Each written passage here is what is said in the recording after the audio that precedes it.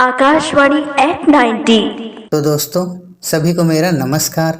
मेरा नाम कृष्ण चौहान है और मैं रहता हूँ रायगढ़ छत्तीसगढ़ में चक्रधर नगर कर्मचारी आवासीय परिसर। आज 90 वर्ष पूरे हो चुके हैं। इस उपलक्ष्य में आप सभी को बहुत बहुत शुभकामनाएं।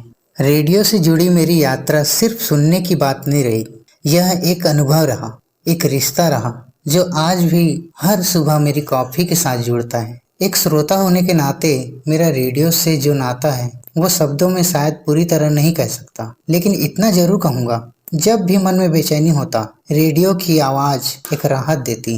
रेडियो ने मुझे संगीत से गहराई से जोड़ा। विविध भारती पर आने वाला छाया गीत, संगीत सरिता या फिर मनचाही मुरादे जैसे प्रोग्राम मेरी रोजमर्रा की आदत बन गई थी। रात में धीरे से स्वर से बजते पुराने गीत मुझे सुकून देते थे। अमिताभ बच्चन की भारी आवाज, पुराने गानों की बातें सुनना हो या किसी आरजे की चुलबुली बात, सब कुछ रेडियो पर जीवन लगता था। उन दिनों मोबाइल या इंटरनेट नहीं था, इसलिए मनोरंजन का यही एक जरिया था। क्रिकेट मैच की कमेंट्री से लेकर फिल्मों के गानों की फरमाइश प्रोग्राम तक सब कुछ रेडियो पर ही सुनते थे। मेरी रेडियो के साथ सबसे पहले याद मेरे दादाजी से जुड़ी हुई थी। सुबह 5 बजे से जब पूरा घर सो रहा था, दादाजी रेडियो ऑन करते थे और विविध भारती सुनते थे।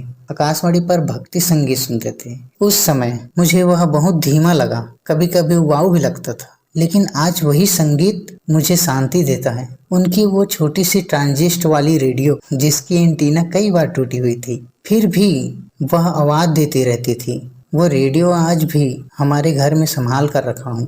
रेडियो सुनते हुए एक आदत बन गई थी पत्र लिखने की। हर महीने विविध भारती को पत्र लिखता था जिसमें फरमाइश करता था अपने पसंदीदा गानों, और जब मेरे नाम का जिक्र होता था तो पल ऐसा लगता था पूरी दुनिया मुझे सुन रही हो। रेडियो न सिर्फ सुनने का माध्यम था, बल्कि यह मेरी आवाज को भी वहां ले जाता था जहां मैं खुद नहीं जा सकता था। मुझे आज भी याद है जब एक बार आरजे ने मानसिक स्वास्थ्य पर एक कार्यक्रम आत्महत्या की सोच रखने वाली युवाओं को समझाया कि हर मुश्किल के बाद सवेरा होता है।